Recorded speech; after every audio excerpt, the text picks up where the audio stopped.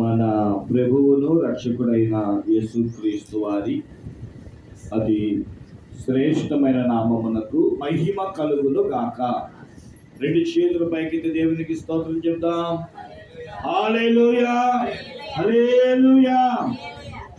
కొద్ది నిమిషాలు దేవుని వాక్యాన్ని ధ్యానం చేసుకుందాం. సామెతల గ్రంథము, పాత నిబంధన గ్రంథము, సామెతల గ్రంథం 553 పేజీ, 553 పేజీ, సామెతల గ్రంథము 30వ అధ్యాయము 8వ వచనాన్ని ఈరోజు మూలవాక్యంగా చదువుకుందామండి. వ్యర్థమైన వాటిని, అబద్ధములను నాకు దూరముగా నుంచుము. ఈరోజు మన ధ్యానాంశము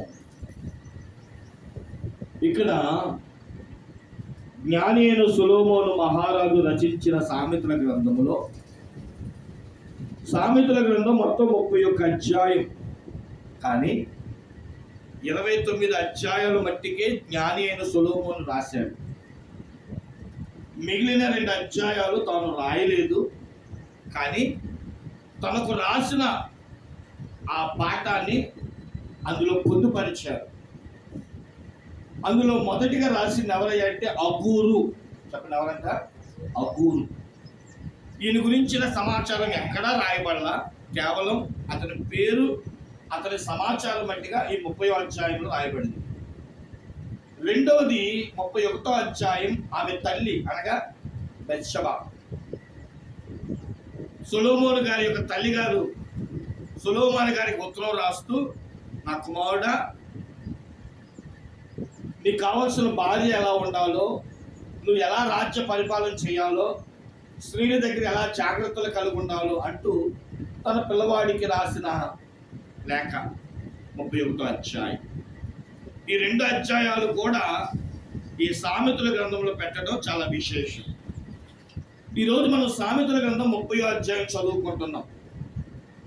ఈ అగూరు రాసిన దైవోక్తి, ఈ లేఖ ఎందుకు సొలొమోనుకు రాశాడో మనకి వివరణాత్మకంగా తెలియకపోవచ్చు, కానీ ఈ అగూరు అని పిలువబడుతున్న వాడు చక్కటి జ్ఞానం లేనివాడనని 2వ వచనంలో చెప్పాడు, కానీ జ్ఞానం కలిగిన చాలా విషయాల గురించి రాస్తూ వచ్చాడు.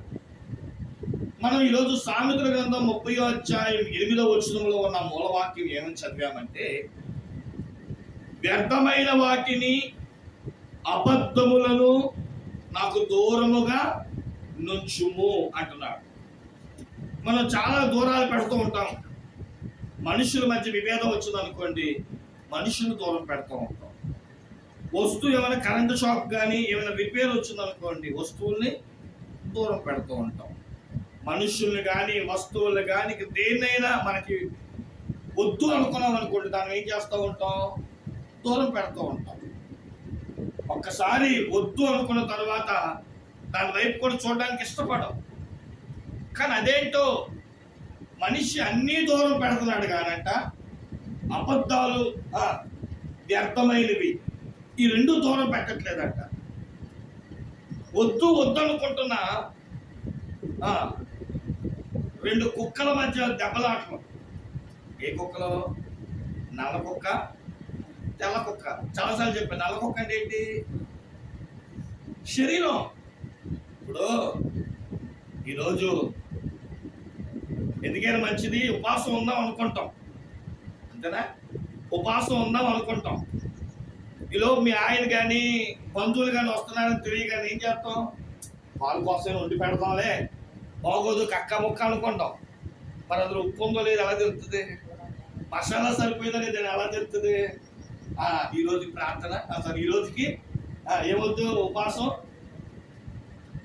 అలాగా సర్లే, బంధువులు వచ్చారని కూడా కాదు, మన ఇరుగు పొరుగు వారు కానీ, లేదంటే భర్త కానీ, లేదంటే ఇంకొకరు కానీ బలవంతం చేశారనుకోండి, మనం ఏదైతే ఒక ప్రామిస్, ఏదైతే ఒక తీర్మానం ఏం చేస్తాం మనం చెప్పండి?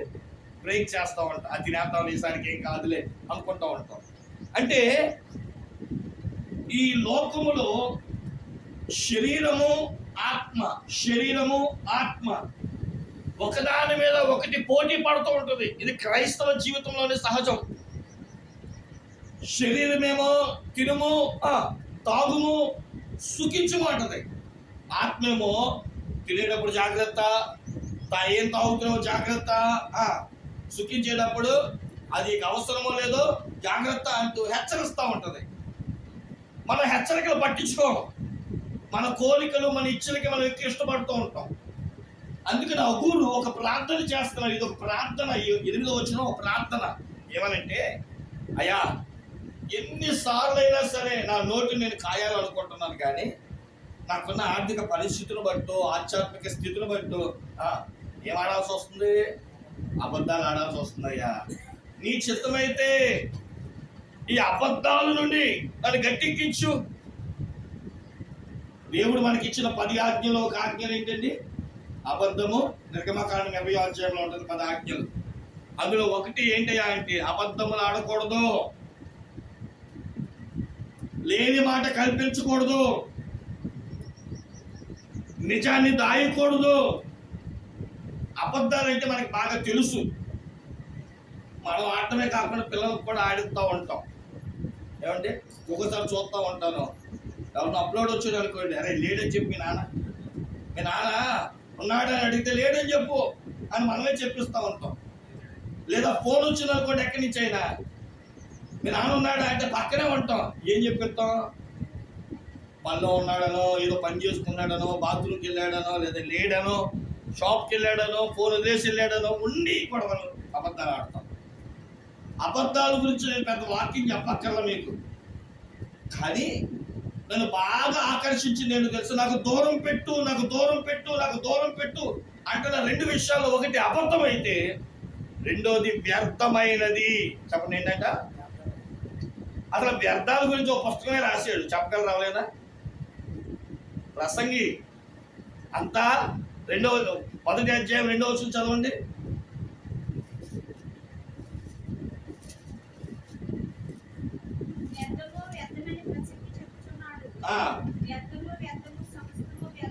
ఏంటంట? అంతా వ్యర్థమే. ఆ అధ్యాయాలు 12 అధ్యాయాలు చదువుకుంటే సూర్యుడి కింద వ్యర్థమే, ప్రయాసపడడం వ్యర్థమే, గాలి కొట్టినట్టు పొట్టువలే వ్యర్థమే. మీరు ఇంటికి వెళ్ళాక చక్కగా 2వ అధ్యాయం చదువుకోండి. సొలొమోను మహారాజు ఆనందించాలనుకున్నాడంట. ఈ ఆనందించడానికి ఏమేమి చేశాడో ఈ 2వ అధ్యాయం చదువుకుంటేనంటది. ఇల్లే కట్టించాడా, పొలాలే కొన్నాడా, గార్డెనే కట్టించాడా, ఏమంటే బంగారు వస్తువులే తెప్పించాడా, పనులనే తెప్పించాడా, డ్యాన్స్ చేసే వాళ్ళని తెప్పించాడా, అమ్మాయిలే తెప్పించుకున్నాడా, ఏమంటే సెంటు బాటిలే తెప్పించుకున్నాడా, ఏమంటే లేకపోతే ఆ సంతోషాన్ని పెట్టించి డ్యాన్స్ ప్రోగ్రాలే పెట్టించాడా? అన్నీ అంటాడు. ఇవన్నీ కూడా వ్యర్థమే. చివరికి తేలింది ఏంటంటే సంతోషము దేవుని యందు తప్ప మరొకరి దగ్గర లేదన్నాడు. దేవునికి మహిమ కలుగును గాక. ఈ లోకంలో కొన్ని వ్యర్థమైనవి ఉన్నాయి. ఒకవేళ శరీర సంబంధంగా చెప్పాల్సి వచ్చింది అనుకోండి, చదవండి కీర్తన గ్రంథము 119వ కీర్తన 37వ వచనం. ఏమి వ్యర్థము?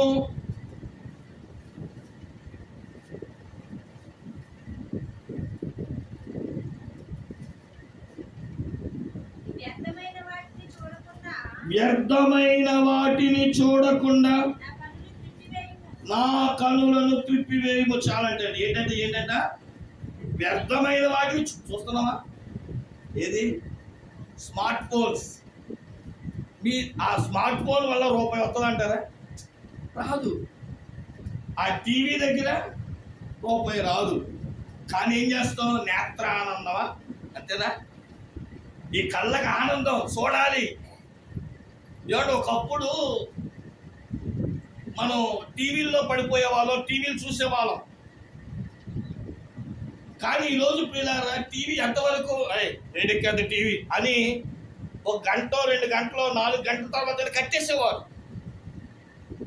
కానీ ఈరోజు స్మార్ట్ ఫోన్స్ చేతిలోకి వచ్చేసినాయి. అందరూ ఎందుకు నా బట్టి నేను కూడా ఒకసారి చెప్తూ ఉంటాను, ఏదో అర్జెంట్ పని ఉన్నట్టు ఫోన్లు కూడా బాత్రూంలో తీసుకెళ్ళిపోతున్నాం. స్తోత్రం కలుగులు కాక. కారణం ఏంటి? ఏమో మాకేంటి అని అంటే ఇలా ఆలోచన చేయండి. మనకు యూట్యూబ్ ఛానల్ ఉంది కాబట్టి ఏది అప్లోడ్ చేయాలన్నా ఏం చేయాలన్నా టైం సాలక వస్తుంది. బాత్రూంలో కూడా తీసుకెళ్ళి దాన్ని పని చేస్తూ ఉంటాం. ఇంకెంతమంది చూశారు వ్యూస్ అని, ఎన్ని వచ్చినాయనో, ఏ వాక్యాలు పెట్టామని, ఇంకెవరెవరు ఏమేమి చెప్తున్నారా అని. కొన్ని పనికొచ్చేవి ఒకవేళ ఉన్నా పనికొచ్చేవి తక్కువ చూస్తాం, పనికి రానివి ఎక్కువ చూస్తూ ఉంటాం.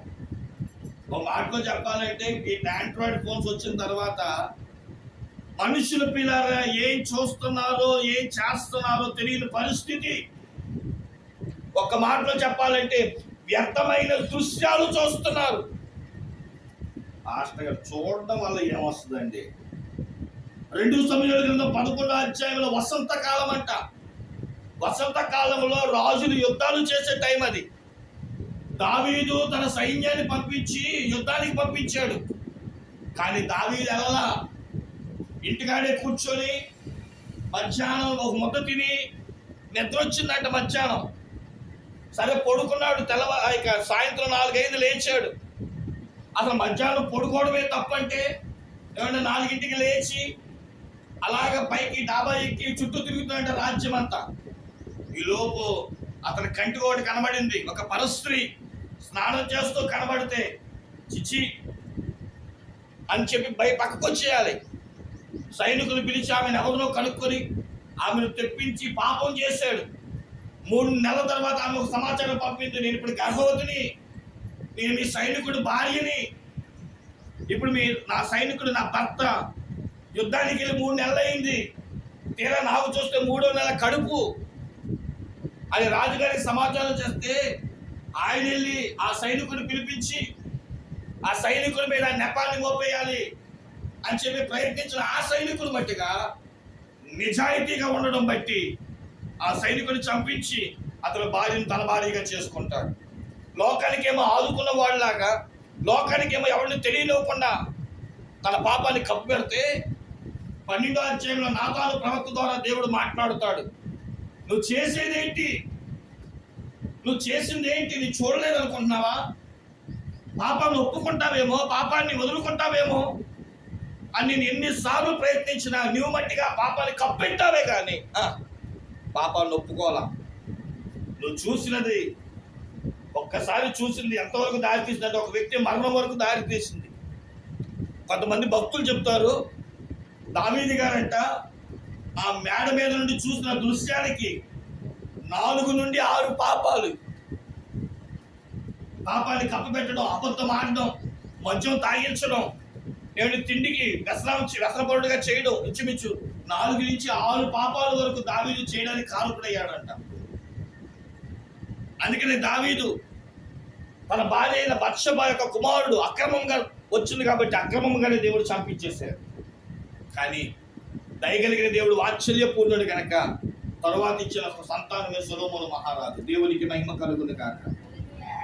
అందుకనే ఏవో మాట అంటారు చూడండి, ఏవో గ్రంథం 31వ అధ్యాయం 1వ వచనం.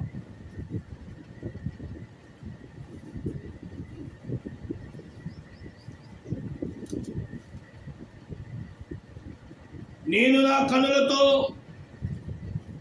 నిబంధన చేసుకొంటిని, కన్యకను నేను ఎలాగో చూసేదను.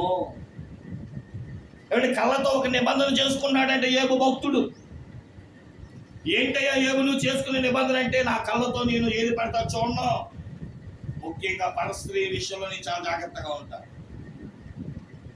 ఈరోజు ప్రియులారా, దేవుని బిడ్డలారా, మనం కూడా వ్యర్థము ఏ పడితే చూడడానికి మనకు అవకాశం లేదు. ఎంతవరకు వాడాలో ప్రతి ఒక్క టైం పెట్టుకోండి. అతిగా వాడడం దాన్ని బైబిల్ ఏం చెప్తుందంటే వ్యర్థంగా పోలుస్తుంది. ఈ లోకంలో చాలా మంది వ్యర్థమైన దృశ్యాలు చూస్తున్నారంట. రెండవది ఏంటి మనం చూసుకున్నాం అయితే, మత్తయి సువార్త 12వ అధ్యాయం 36-37 వచనాలు చదువుకుంటే ప్రియులారా,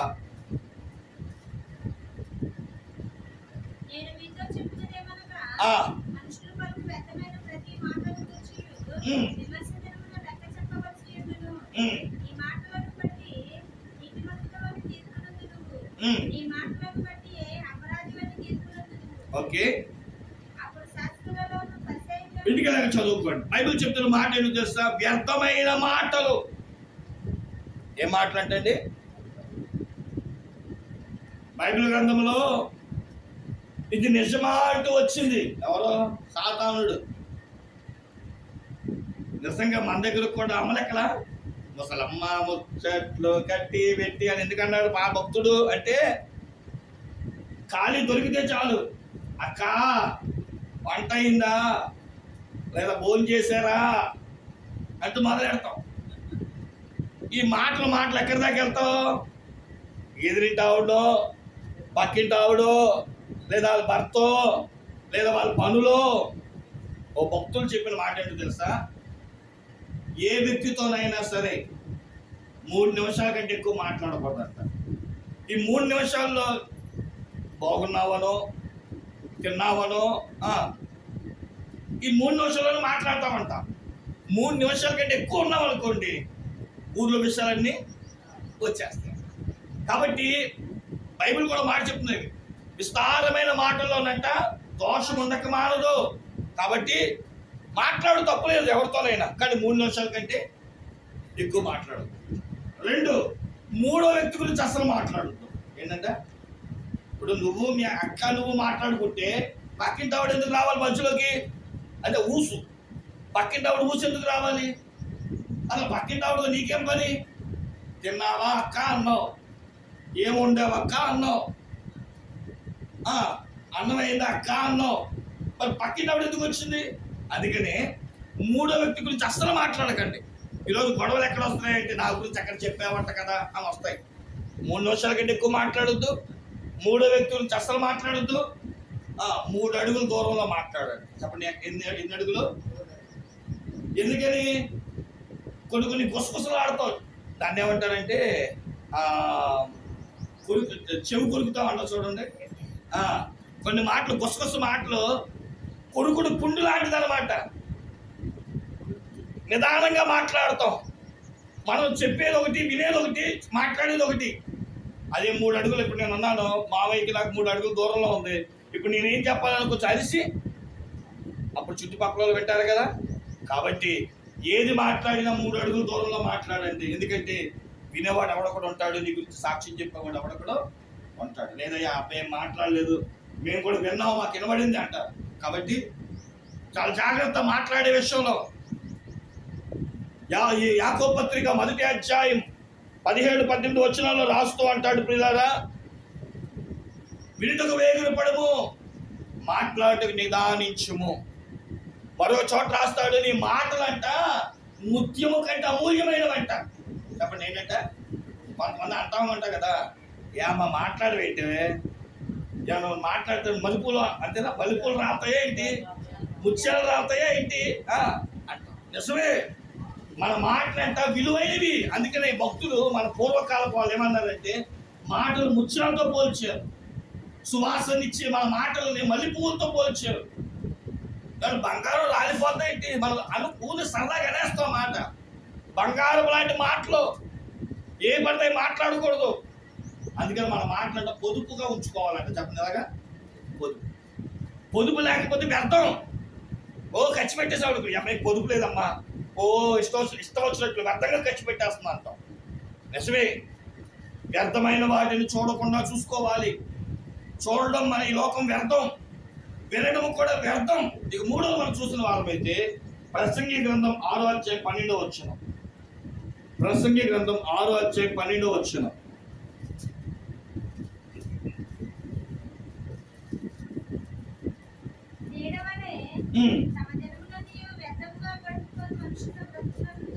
ఎలాగంటండి? టైంపాస్.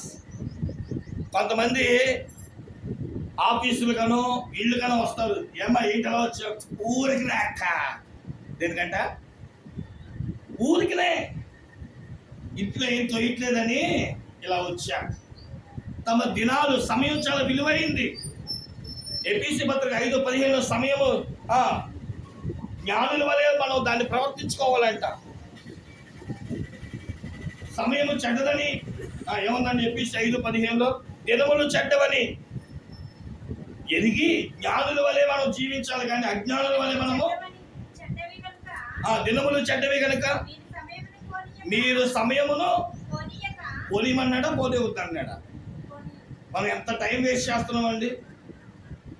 కాలక్షేపం కోసం ఎంత టైం వేస్ట్ చేస్తున్నాం. జ్ఞానుల వల్లే దాన్ని కాపాడుకోవాలి, కానీ అజ్ఞానుల వల్ల మనం దాన్ని ఏం చేస్తున్నామంటే దుర్వినియోగం చేస్తున్నాం. మీరు ఎప్పుడైనా గమనించారో లేదో, టైం ఎంత స్పీడ్గా తిరుగుతుందండి. మనం ఎప్పుడు నిద్రపోతున్నామో తెలియదు, ఎప్పుడు లెగుస్తున్నామో తెలియదు. అప్పుడే మళ్ళీ 8:30 అయిపోతుంది. అప్పుడే టిఫిన్ చేసే టైం అయిపోతుంది.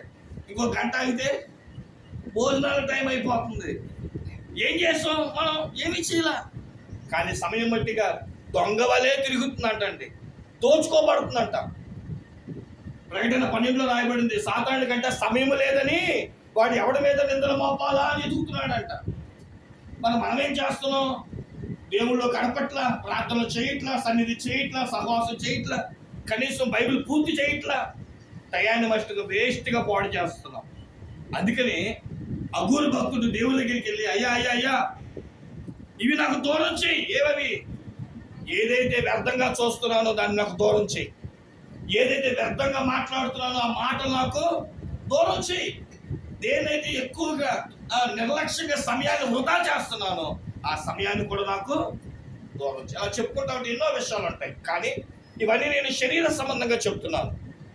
అయితే మనము వ్యర్థమైన వాటిని గురించి జాగ్రత్త కలుగుతూ, ఏ విషయంలో మనం జాగ్రత్త కలిగి ఈ వ్యర్థమైన వాటిలో ఉండాలో కొన్ని ఆత్మ సంబంధంగా ఒక 3 విషయాలు మీ ముందు పెట్టి నేను ఆ సమయాన్ని ముగించేస్తాను. చదవండి ప్రియులారా. తీతుకు రాసిన పత్రిక 3వ అధ్యాయము 9వ వచనం. తీతుకు రాసిన పత్రిక 3వ అధ్యాయం 9వ వచనం.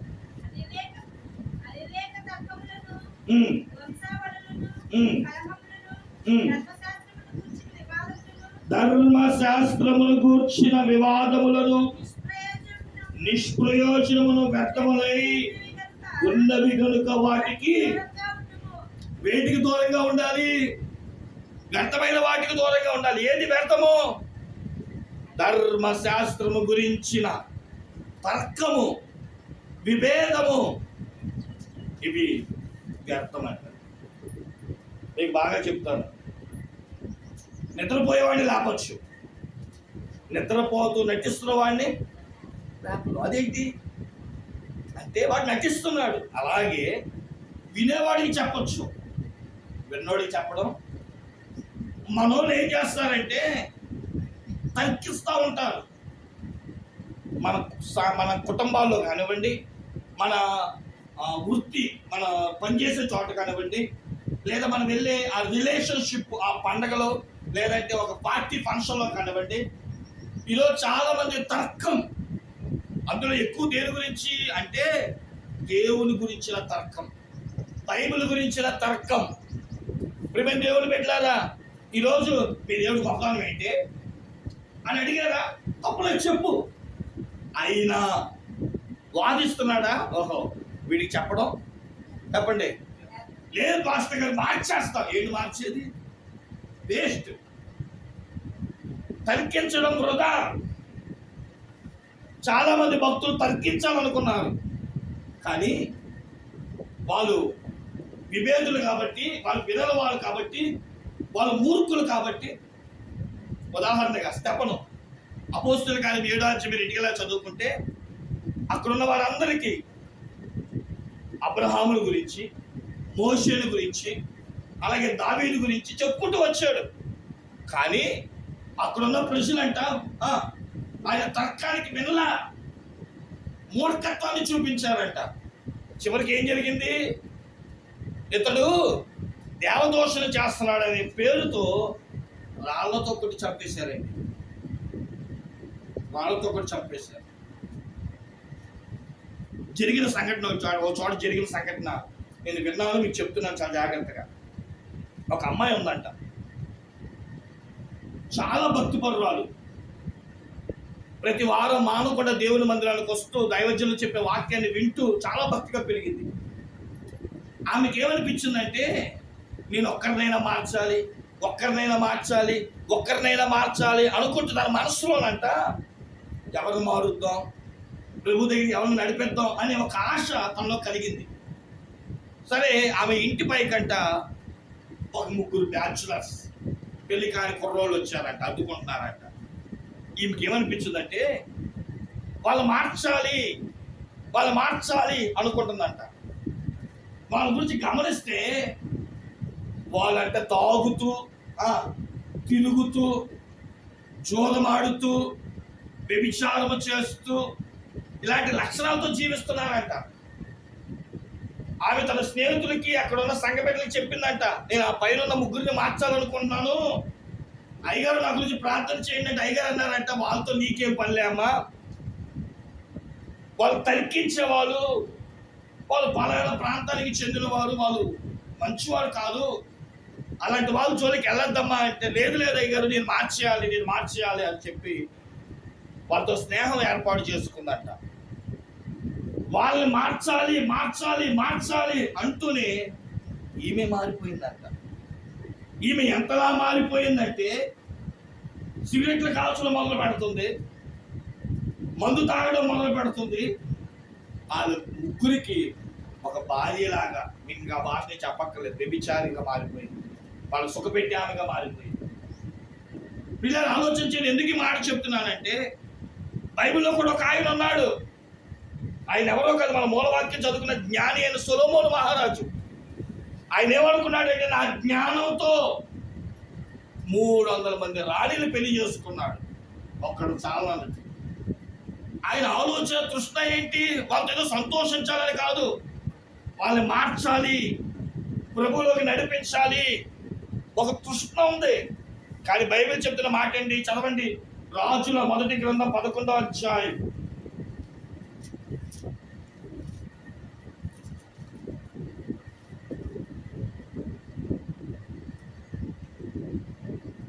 నాలుగో వచనం కానించి,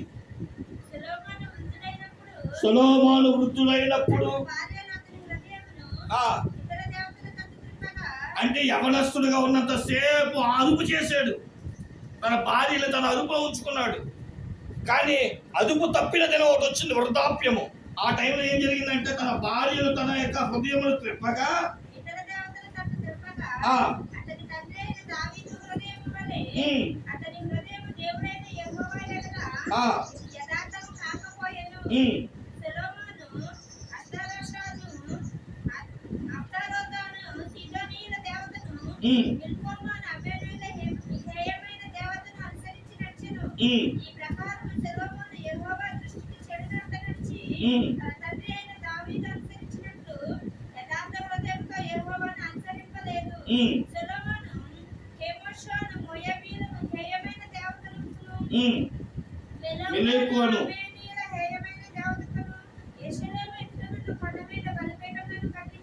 ఇక్కడ మనం గుర్తించవలసిన మాట ఏంటో తెలుసా? ఏ చేత్తోనైనా సొలొమోను దేవుని సర్వ సృష్టికి కారణభూతుడైన దేవుని ఆలయాన్ని కట్టాడో అదే చేత్తో నీచము అని పిలువబడుతున్న మోయాబీల యొక్కను, హేయము అని పిలువబడుతున్న అమోనీయుల యొక్క దేవతలకు కూడా ఏం కట్టించాడంట? బలిపీఠం కట్టించాడంట. సాతానుడు తక్కువేం కాదండి. దేనితో దేవుని పని చేస్తున్నావో దానితోనే సాతాను పని కూడా చేయించాలని వాడు కంకణం కట్టుకున్నాడు. కాబట్టి ఇతరులకు మనము ప్రకటించే విషయంలో, తర్కించే విషయంలో వాడు మూర్ఖుడు అన్ని కనిపించిందా, వెంటనే మనం చేయాల్సిన పని ఏంటో తెలుసా? అక్కడికి కట్ చేయాలి. లేదు వాడు మారుస్తాను అనుకుంటావా, జాగ్రత్త, అది వ్యర్థము గనక నీవే మారిపోతావు. కాబట్టి బైబిల్ చెప్తున్న మాట మార్కు సువార్త 7వ అధ్యాయం 7వ వచనము,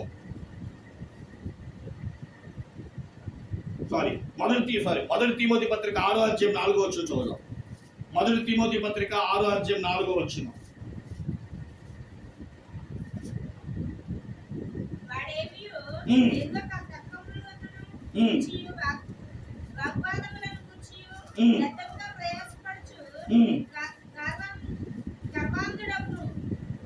కాబట్టి ఆలోచన చేయండి ప్రియులారా, తిమోతికి అపోస్తలుడైన పౌలు సలహా ఇస్తున్నాడు, మనం తర్కం జోలికి వెళ్ళొద్దు. వాడు ఏమనుకుంటాడంటే వాడు గర్వముతో నేనే పోటీగాడిని, అందుకనే రండి వాదానికి రండి అంటాడు. మనం ఎందుకు మౌనంగా ఉండడం? చేతకంతనం కాదది. మన దృష్టిని మనం కాపాడుకోవాలి. పౌలు భక్తుడు అన్నాడు, అయ్యా నేను వ్యర్థముగా తర్కించుకున్నట్లు నాకు దూరం పెట్టయ్యా. ఒక ఆత్మీయుడు క్రీస్తు కొరకు ప్రకటించడం ఎంత ముఖ్యమో, తర్కించే వారి దగ్గర మౌనంగా ఉండడం కూడా అంతే ముఖ్యం. అలా కాదు అనుకుంటే మనం చేసే ప్రయాసం వ్యర్థం. వాడి కోసం టైం వేస్ట్, వాడి కోసం సమయం వేస్ట్, వాడి కోసం ఖర్చు పెట్టేది వేస్ట్. ఒక మాటలో చెప్పాలంటే వాడి సంగతి ఏమో కానీ నీ సంగతి మరి దౌర్భాగ్యమైపోతున్న విషయాన్ని గుర్తిరిగి తర్కము, ధర్మశాస్త్రమును గురించిన తర్కానికి అది వ్యర్థమని గుర్తిరిగి దూరంగా జరగడం మంచిది. ఇక రెండవది మనం చూసిన వారి మీద ప్రియులారా, మత్తయి సువార్త 15వ అధ్యాయం 9వ వచనం. స్పీడ్గా చదువుకుందాం. మత్తయి సువార్త 15:9. ఇక్కడ ఏమన్నాడు? ఈ ప్రజలు తమ పెదవులతో నన్ను గణపరచుదురు కానీ ఉన్నది మనుషులు కల్పించు పద్ధతులు దేవోపదేశములన్నీ బోధించుచు వారు నన్ను వ్యర్థముగా ఆరాధించుచున్నారు. మనుషులు కల్పించు పద్ధతులు వ్యర్థం. ఎవరు కల్పించినవి అంటే మనుషులు కల్పించేవి. ఇప్పుడు ఈ లోకంలో జరిగేవన్నీ కూడా మనుషుల కల్పనే. అమ్మ ఇది ఎందుకు చేశారు చెప్పలే. కారణం ఏంటంటే మన పెద్దలు ఒక దృష్టి, ఒక ఆలోచన. ఉదాహరణ చెప్తాను. ఇప్పుడు కొత్త బండి కొందాం అనుకోండి. కొత్త బండి టైర్ కింద నిమ్మకాయ పెడుతున్నావా? ఎందుకని?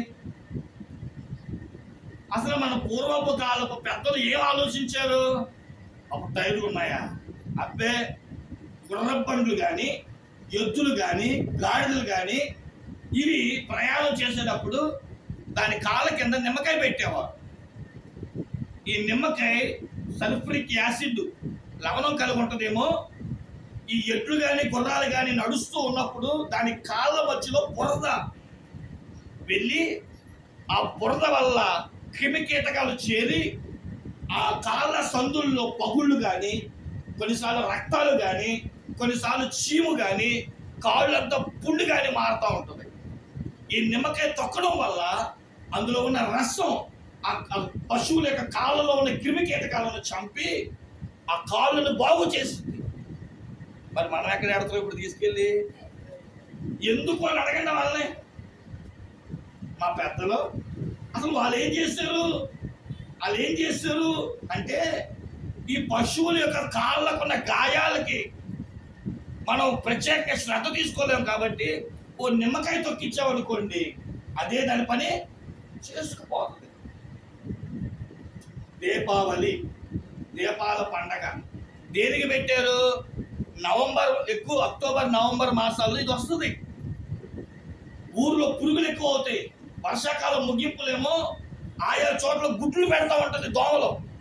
ఆ గుడ్లలో ఇచ్చి ఏమంటే ఈ కీటకాలు బయటకు వస్తాయి. పురుగులు, దోమలు ఎక్కువ అవుతాయి. మీరు ఎప్పుడైనా గమనించండి. పురుగులు కానీ దోమలు కానీ వర్షాకాలంలో ఎక్కువ స్టార్ట్ అవుతూ ఉంటాయి. అందుకని వర్షాకాలం అయిపోగానే ఈ యొక్క మ్యాగ్నిఫిషెంట్ అని సంబంధించిన ఈ మనం కాల్చే ఈ దాన్ని ఏమంటారంటే దీపావళి సామాగ్రి ముందుగా పట్టు చూడండి. ఇంత బాగుంటుంది. దాన్ని ఏమంటారు? కడ్డీ, మతాబు. ఆ మతాబుని చూడండి. మీరు ఎప్పుడైనా సరే దీపావళి ఎక్కువ జరిగిస్తే పొగ ఎక్కువ వస్తుంది. ఈ పొగ ఎక్కడ ఎక్కువైతే ఉంటుందో అక్కడ దోమలు ఉండవు. కారణం ఏంటంటే అందులో నుంచి వచ్చే పొగలో ఉన్న ఆ యొక్క పొగకు సంబంధించిన కెమికల్ ఆ దోమలు ఏం చేస్తారు? చంపేసేది. ఇప్పుడు ఎన్నింటికి దోమ చక్రాలు పెడతాం, ఎన్నింటికి పొలాలు వెలిగిస్తారు గవర్నమెంట్, ఎన్ని బీదులు అని చెప్పి ఆ దోమ మందు వేస్తారు. తెలివిగా ఆలోచించి పెద్దలు ఎవరింట్లో వాళ్ళే మందు వేసుకునేటట్లుగా ఏం పెట్టారు? సరదాకి, సంతోషానికి ఓ దీపావళి పండగ పెట్టారు. అది ఏ పేరైనా చేయలేమండి. మరి ఈరోజు ఎందుకు కాలుస్తున్నాం తెలియదు. ప్రతి దానికి ఒక అర్థం, పరమార్థం. ఆత్మీయులు, మన తాత ముత్తాతలు, ఈరోజు వాళ్ళని ఉంచంగా మనం పెద్ద తలకైనా మనం ఉంచాం. పెద్దలు ఒకవేళ ఇప్పుడు తాతయ్య గారు లాంటి వాళ్ళు ఉన్నారనుకోండి, తిండి దండగా తీసుకెళ్ళి అనాథాశ్రమంలో పడేయండి అనుకుంటారే తప్ప కూర్చోబెట్టి తాత ఇది ఎందుకు చేయాలి? దీన్ని మీరు ఏ ఉద్దేశంతో పెట్టారే, అసలు దీని అర్థం ఏంటి, దీని సంకల్పం ఏంటి అని అడగండి. మనం అవి నేర్చుకోవడానికి ఇష్టపడం. ఆలోచన చేయండి ప్రియులారా. మనుషులు కల్పించు మాయోపు కార్యక్రమాలు మట్టుకు చేస్తాం, కానీ అందులో ఉన్న అర్థాలు మనం వెతకం. అందుకని దేవుడు అన్నాడు, మనుషులు కల్పించే ఆచారాలు చేస్తున్నారు, కానీ ఆ ఆచారాలు ఎందుకో ఏంటో దాని యొక్క ఆలోచన ఏంటో మనం వెతకట్లా. మార్కు సువార్త 7వ అధ్యాయం 7వ వచనం.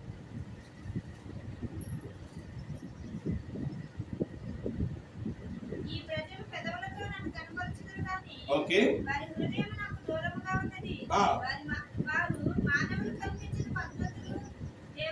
ఇది కూడా సేమ్ అదే మాట ఉంటుంది. ఇర్మియా గ్రంథం 10వ అధ్యాయం 2-3 వచనాలు చదువుతాం ఒకసారి.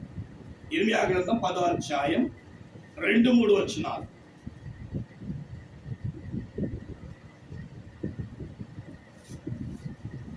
ఇర్మియా గ్రంథం 10:2-3 వచనాలు. ఇశ్రాయేలు వంశస్థులారా వినుడి. దేవుడు ఏం చెప్తున్నాడంటే,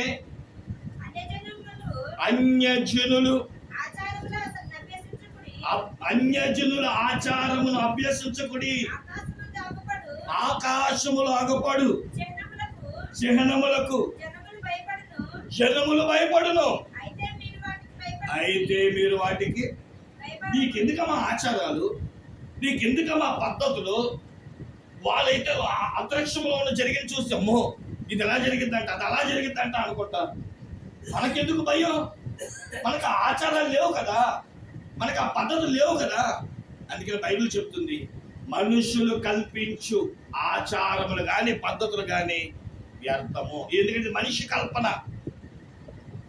కొన్ని కార్యక్రమాలు మనుషుల లబ్ధి కోసం, ఒక ప్రాంత ప్రజల లబ్ధి కోసం, ఒక యొక్క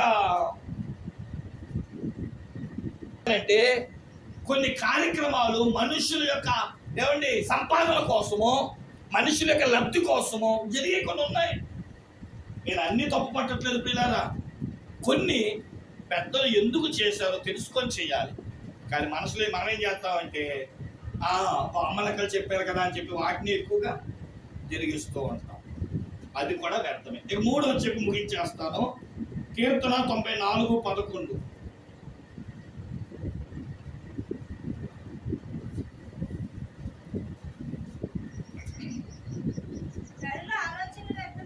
చాలండి. ఏంటంట, మనుషుల ఆలోచనలు కూడా.